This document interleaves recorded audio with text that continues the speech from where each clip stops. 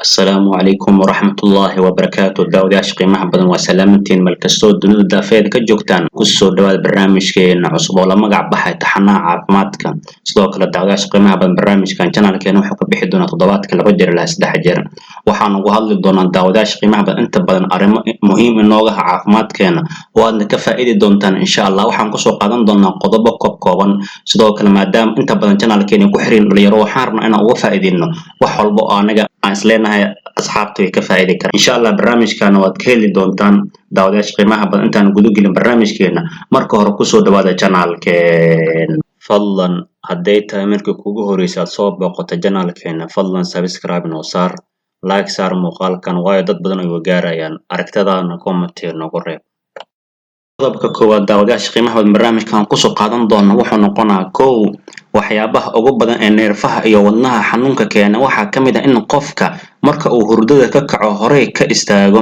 fadhiiso ugu yaraan 3 daqiiqo sababtoo ah jirka weli kama toosin haddii aad adiga wada toostay qodobka labaad caloosha fadhis ama saxarada oo qofka ku adkaata waxyaabaha ugu badan ee keena waxaa ka mid ah in qofka istaag ku cawa biyaha jooji istaaga aad ku cabayso biyaha uma fiicno caafimaadkaaga ama dheefshiidkaaga qodobka saddexaad waxyaabaha xusuus la'aanta sababtoo ah dadkan inta badan ay ku baraarugsaneen waxaa ka mid ah cuntada saliidda ama dufanka ku badan yahay dufantu waxay dhawaato ku yihiin caafimaadka wadnaha iyo maskaxda jooji ama yaree dufanka iyo cuntada saliidda badan lagu shiilay afar cunista kalluunka waa mid ka mid ah waxyaabaha saacida in tinta ay si degdeg ah u baxdo cun ugu yaraan maalintii kalluun ama digaagada sababtoo ah hilibka cad waa digaaga iyo kalluunka waxaa ka buuxa maadooyin u wanaagsan timaha qofka qodobka shanaad xilliyada qaboobaha inta aadan qubaysan ka hor madaxaaga mari saliid sababtoo ah saliiddu waxay ka hortagtaa in biyaha qabow ay dhaawacaan maskaxda sidoo kalena waxay jirka ka dhigtaa mid liisho ah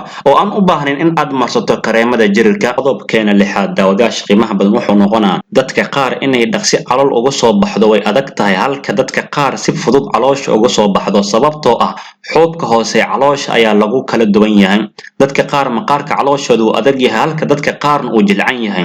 dadka maqaarkooda adag yahay dhaqsi uguma soo baxdo caloosha balse kuwa maqaarkooda jilcan yahay waxay caloosha uga soo baxdaan maalmo kooban qodobka toddobaad weelka aad wax ku cunto sida dufanka iyo saliidda ugu dhagaan si lamid ayuu dufanka ugu dhagaa caloosha taas oo keeni karta khatar caafimaad oo dheefshiidkaaga ah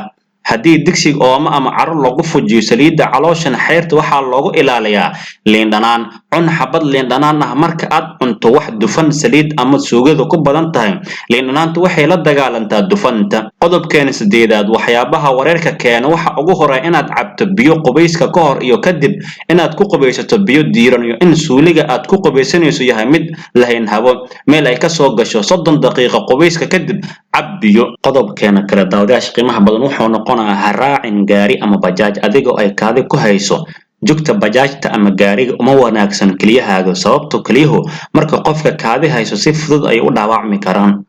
qodobka kale ha ku qaban gacanta mid galaaska biyaha aad ku cabayso marka aad cuntada cunayso galaaska dushiisa wasaq aadan dareemin ayaa sarnaan karta ku cab gacanta midig marka aad cuntada cunto kadib qodobka kale ku rushee guriga hortiisa ama dayrka biyo diiran biyaha qabow ama biyaha caadiga marka ku rusheyso jeermiska ma dhimanayo balse markaad biyaha kulul ku rusheyso jeermiska ilma aragtada ayaa dhimanayo caruurta ha badboodsinna caruurta waxay ka dhaxlaan cudurrada neerfaha iyo wadnaha ku dhaca jaceylka iyo hilowga caruurta inta naga bata yuusan dhib u keenin isla caruurta aan jecelnahay qodobka kale u mari caruurta saliid zaytuun inta aadan xafaayad u xirin xafaayadaha qaar waxay caruurta ku keenaan wax la dhaho diabetes rash oo ah finan yar oo ay xafaayadu sababtay saliidda zaytuunka finankaas ayay ka hortagtaa qodobada kale aan kusoo qaadanayna barnaamijkeena daawadayaasha qiimaha badan waxay noqonayaan qodobka kale barkintu xididada dhiigga ayay xirtaa marka aad seexanayso ha ku seexan barkin adag sidoo kale barkinta ha isku laabin sababtoo dadka inta badan barkinta adag ku seexdan ama barkinta isku laab waxaa kala xirma ama yaraada qulqulka xididada qoorta marka taas ay adkaanto in dhiigu kala gudbo sidii la rabay uma shaqeynaayo qodobka kale tuunjiga lagu daahiyo caruurta neerfo ayay ka qaadaan ka dhaq caruurta saxarada sida ugu dhaqsiyaha badan sababtoo xididada caruurta waa curdan waxayna u nugul yihiin cudur kasta uma dulqaadan karaan waqti aad u dheer sidoo kale ka fogee tuunjiga jikada iyo meelaha cuntada ka ag dhow yahay sababtoo dadka badan ayaa musqusha ugu taga iyagoo nadiifin waana halis qodobka kale telka neerfaha ayuu dilaa dad intooda badan marka ay kasoo kacaan hurdada waxay ku boodaan telka neerfaha madaxa iyo indhaha waa kuwa aad u tabar yar marka qofka hurdada ka kaco sidaa darteed ha isticmaalin telkaaga ugu yaraan 30 daqiiqo marka aad hurdada ka kacdo kadib iftiinka telka uma fiicna neerfayaasha indhaha iyo madaxa qodobka kale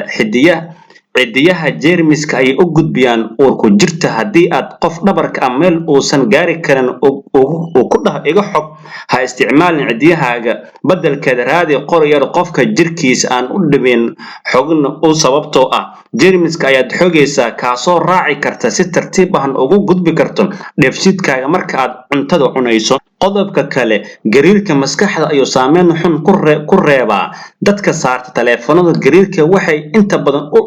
u dhaca cudur maskaxda ah taas oo aad arkayso qofka in uu qabo mashaki sida inuu istataabto sida in telefoonkiisa uu soo dhacayo marka uu telefoonka eegana wax uusan u soo dhicin ma jiraan sidoo kale dadkaas wadna xanuunka ay u nugul yihiin qodobka kale qabowga ilkaha ayuu dhaawacaa dadka aad ku isticmaala biyaha qabow waxaa yaraada awoodda iyo difaaca ilkahooda sababtoo ah ilkaha inta ay kuleel u adkeysan karaan uma adkeysan karaan qabowga sidoo kale haddii ilkahaagu aysan u adkeysan karin dabaysha waa calaamad muujinaysa in difaaca ilkahaagu hoos u dhacay sidaa darteed qabowga zaa'idka ah ka ilaali ilkahaaga daawadayaasha qiimaha badan waxaa halkaas inagu dhan barnaamijkeena taxanaha caafimaadka daawadayaasha qiimaha badan qodobada barnaamijkan kusoo qaadan qodobka kusoo jiita comment inoogu reeb sidoo kale muuqaalkan like saar laagta waxay nagu dhiirigelinaysaa muuqaalo qurux badan inaan isoo sameeyno sidoo kale muuqaalkan share saaxiibada la wadaag si saaxiibo wanaagsan adigoo kale channelka ugu soo xirmaan sidoo kale ha ka iloowen muuqaalka inaan like saarto sidoo kale inaan share dhahdo haday tahay markii kugu horeysa channelka soo booqanayso fadlan subscribe noo saar subscribe waxay nagu saacidaysaa inaan helno saaxiibo wanaagsan assalaamu calaykum waraxmatullaahi wabarakaatuh